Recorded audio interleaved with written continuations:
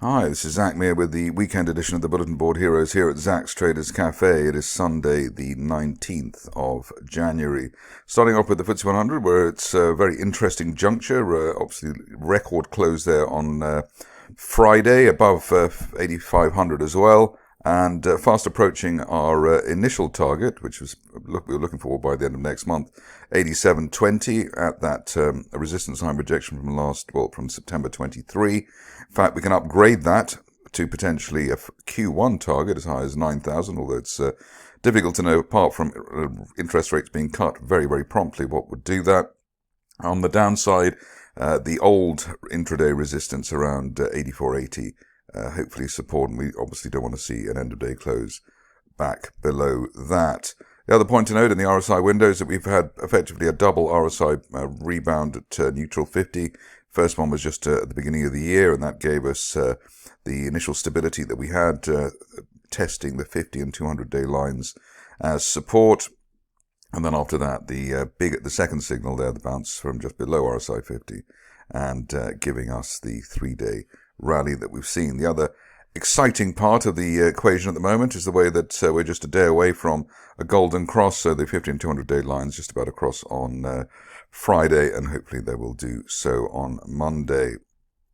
The only other point to note, I suppose, is we do break down, the worst case at the moment would be the previous January resistance around 83.30.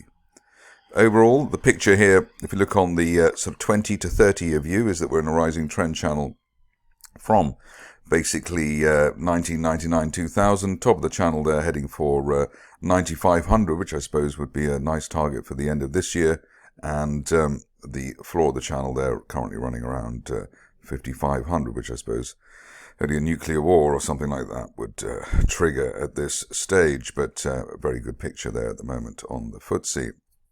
Moving on to the DAX, and here we're rather close to the top of the trend channel here that we were looking for. Initially, 21,000 was the level, but higher channel slightly at 21,200, and looking for that while we remain above recent resistance at 20,600. The unfilled gap to the upside, the recent trigger there, effectively giving us a bear trap island reversal, so gapping down to a new near-term low and then gapping up again. And we also had, at least 3 bounces off RSI 50 at the turn of the month, and then another one just in the last week. So RSI helping us there at the moment. Moving on to the Dow, and here obviously looking forward to the Trump inauguration, which apparently will be inside because it's a bit cold. But otherwise, we had an end-of-day close for the Dow above a rising 50-day moving average there, 43,400. We also had, if you look closely, a bounce above RSI 50. That's a leading indicator on the upside, and the longer we stay above the 50-day line, the greater the chance of a retest of last month's 45,000 peak. Best case by the end of next month, 46,400 at the top of that rising trend channel from March. We also have had a bear trap gap reversal, so bear trap below 42,000 and then gapping up after that mid-week. Moving along to Bitcoin, which I suppose is also a Trump trade at the moment, apart from the Dow and US stocks. Here you can see that we had that bear trap below 92,000 and jumped pretty quickly after that. The other point to note is the way that broken resistance line there from last month, that was at 100,000 even, and obviously at the moment we're looking for 108,000 as the initial target.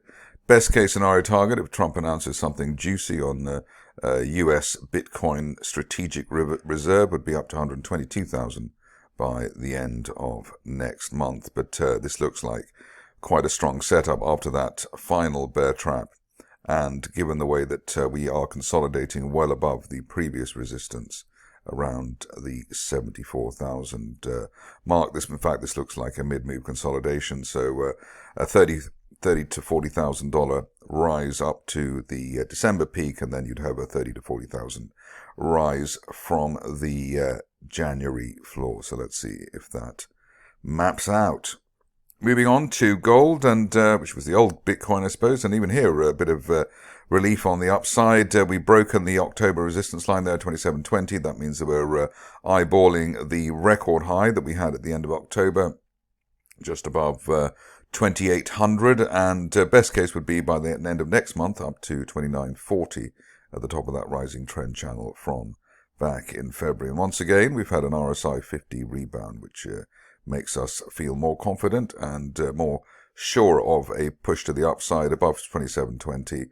If we do break back below 2720, not expecting anything worse now than 2650 and the floor of that rising trend channel. To have a look at the pound, which is or has been on the back foot. I suppose if we are going to get our interest rate cuts, then the pound should be falling, and the target here that we've had for quite some time, $1.18, and that's valid while we're below the initial 2025 support there, 123.50. You can tighten it up to around 123.10, the resistance of this week, but 118 is the near-term target there, maybe by the end of next month. Worst case, obviously, we have to retest the Liz Truss lows below $1.10, but a bit early to go for that at this stage. On to the stocks, and starting off with Bluebird, which has had a decent turnaround here. I suppose it's also helped by gold turning around as well. Great close or great price action on Friday above the 50-day line, and also opening at the low, closing at the high for 2 sessions in a row. That suggests a proper re-rate, proper accumulation, and means or suggests that going for 1.1 pence is a decent target, perhaps even as soon as the end of this month. Ideally, we stay on the right side of the 50-day line, 0.59. Onto a company which knows no reason why the shares are rising, which is always very satisfying. Also underlines how stupid that rule is for companies to have to confess if their shares are rising. I mean, that's the whole point of the stock market. But B-shaped bull flag here for Blue Star Capital. Initial target here has been 11 pence. Best case, by the end of this month, if something does, a reason for the shares price rise does come to pass, then up to as high as 17. Ideally, we stay on the right side of 6 pence ahead of that push to the upside. The other point to note is that we had the gap close buy signal, 3.5 pence during the last week, basically on Monday. And the other point is that both the 50 and 200-day lines are rising, which suggests we're going into a golden cross, hopefully by early next month, and also hopefully that will take the shares up to filling that gap down from back in March, and then our technical target there at 17 pence. On to Blencowe, which the market continues to treat rather unfairly, but we've had basically a gap fill rebound to end the week. And good close, again, opening at the low, closing at the high. So hopefully there'll be a bit of momentum there, especially closed above the 4 pence level. Looking for an initial target here to fill the gap there up to 4.5 pence, best case, by the end of next month or sooner, up to 5.4 pence for Blencowe. Ideally, we stay above the 50-day line at 3.8 in the meantime. On to Cadogan Energy, and here we consolidated well after the unfilled gap to the upside that we had last month. Support coming in basically halfway on that big gap day, around 3.75 pence. And above that, we're looking for the shares to not only retest last month's resistance, but maybe head as high as 6.5 pence by the end of next month. Moving along to a proper Trump trade, which is Ferrexpo, and here you can see I've redrawn the chart here, rising trend channel there from August, and just hitting that resistance line there from back in December. End of day close basically through £1.10 could be the trigger for a move up to as high as £1.47, which is the top of that August rising trend channel, and that could even happen by the end of next month, which gives Donald Trump a month or so to settle the war in Ukraine. So all adds up. On the downside, any downside is expected to be limited by a bounce on the 50-day line, currently at 93 pence, as we just had last week for the shares. We had the a double bounce off that over the recent past. On to a stock which is looking very attractive indeed at the moment. Comes in the form of Falcon oil and gas, and here a V-shaped bull flag breakout. Looks like a mid-move consolidation. Should get the shares up to 10 pence by the end of this month, especially while they're above recent support around 6.4 pence. And just the first sign here that the 50 and 200 day lines are going to start rising together to give us a golden cross, and that we are in the run up to a golden cross. So maybe even we could get up to 13 pence by the end of next month. The rally started with bullish divergence and a break of a falling wedge around 4 pence. On to Immupharma, which has transformed itself with the latest autoimmune disease news, bouncing off the old resistance after the massive spike on that positive news. And the view at the moment is that while we're on the right side of 3 pence, looking for the shares to hit that red resistance line projection from 2023 as high as 5 pence by the end of next month, or even sooner. Ideally, it would be by the end of this month, especially given the way that both the 50 and 200 day lines are currently rising. We're about a couple of weeks away from a golden cross there. Another stock which has been in the wars but has emerged from that is Mirriad Advertising, and here rising trend channel base and a nice W-shaped turnaround here. Just looking for the shares to break that 0.21 level, which I think they will do hopefully early this week, above the 50-day line anyway, 0.18, looking for the top of that rising trend channel from October as high as 0.4 pence, basically retesting the resistance of that month. But obviously it's a punchy call, and as we've seen in the recent past, the shares can give you a couple of days of good stuff and then die away very quickly. One of the best looking fundamental situations at the moment is McBride, and it's looking pretty good on the technical front as well. We had an unfilled gap to the upside on Friday and closed well above the 200-day line at £1.17. We've hit our initial target there, £1.32. Above that, looking for fresh move to as high as £1.60 by the end of next month. But the key is staying above post-November resistance at £1.17. Onto a stock which I've hardly ever looked at, if ever, which is Nexteq. And here, possibility of a broadening triangle here. Very strong price action again on Friday. It looks as though a lot of stock buying happened on Friday, with the opening at the low, closing at the high, may have caught people out. Top of that triangle there, and the gap down from back in October towards the upper 80s rather.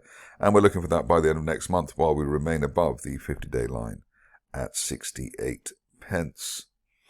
On to Ocado, which I suppose after 20 years, we're still trying to test the business model here. But we did have a decent update from the company over the week, during the week, and had a bear trap gap reversal. We broke the high of that day at £3.07, and above that, the logical target there was towards £3.30, which is post-November resistance. I think we can upgrade that now up to the 200-day line at basically £3.50, while we're above the 50-day moving average at £3.13. So that might be a risk-reward trade that suits some on a technical basis. The bullish divergence there coincided with the gap to the upside. Moving on to a stock which seems to be celebrating the fact that it's potentially leaving the stock market. Sort of ties in with my theory that one of the reasons that a lot of stocks rally after they say they're delisting is because the shorters get out, or it gives them time to get out. Target here 0.65 for Proton motor power systems, and that's valid while we're above 0.33 pence. But obviously fundamental issues there in the mix for Proton.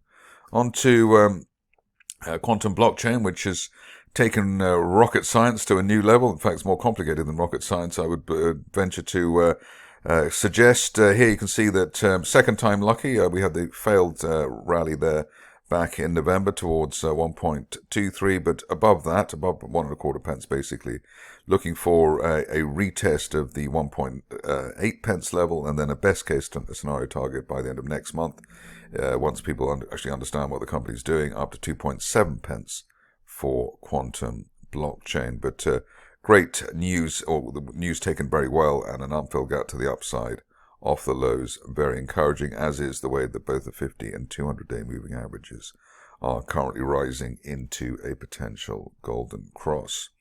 One of the stars of probably the best IPO in terms of the bigger stocks last year was Raspberry Pi. Not much competition, obviously, but Here you can see that we're in a rising trend channel. We already hit our previous target, so this is a sort of revised look at the stock. Golden cross for the end of last month, and a nice rally for the shares on Thursday, opening at the low, closing at the highs. That suggests that we're looking at a serious attempt at a new leg to the upside. Obviously, we've had this mid-move consolidation, or potentially mid-move consolidation, since the end of December, and top of the channel there up to £8.50, which we're looking for by the end of next month, especially while we're above the initial January resistance there around the £6.76 level, so just basically near where we closed on Friday. Moving along to a stock which has been rather enigmatic over the recent past, and it has its detractors, but the shares have still gone up anyway. And here you can see that RC365 has managed to bounce basically at the previous target there, around 2.1 pence, and close above the 200-day line at 2.3 pence for the week, which is a nice touch. It also retested one of our previous targets there at 2.5 pence during the day, but above 2.5, looking for a retest of 4 pence, best case maybe even up to 6 pence, if this rebound back above the 200-day line has legs. We've also had the RSI bounce above neutral 50.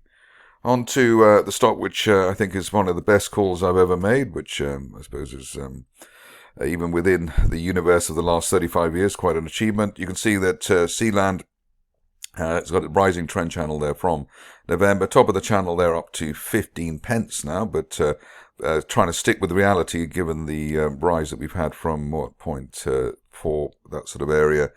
Current situation is that we're looking for the shares to remain above the floor of the channel there, around the 8 pence level, hopefully early in the week, and then head up to 15 as best case scenario. But obviously after the journeys that we've made, it looks as though we might finally have to have a down day, as we haven't had one for a long time. But what you can see here is that on the way up, we've had very, very strong candles so far this month, with many of the days with the shares opening at the low or closing at or very near the high, as we did on Friday. So that does suggest a serious re-rate, even if there is a slight pullback, maybe down to the 9 to 10 pence area initially.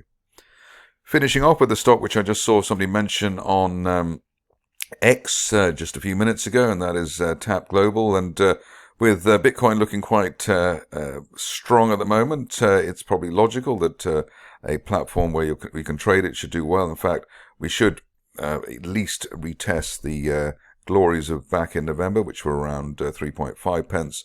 That's the initial target, obviously, but we're looking for 4 pence by the end of next month, or hopefully a bit sooner than that. As you can see from the chart, the 3.5 to 4 pence area was resistance on the way down, and obviously that has to be cleared. If we can get through 4 pence area, then we could actually get rather more in terms of, we'll get an acceleration rather for the shares up to the 6 pence level, hopefully sometime by the end of Q1 2025. The other point to note is that we've had a bounce of RSI 50. In fact, we had multiple bounces last month of RSI 50, and that did work. And hopefully the same magic will happen again for the shares. Ideally, they stay above the 50-day line there at 2.3 pence, ahead of the big move to the upside, or the big potential move to the upside. That's it for me today. More updates during the week.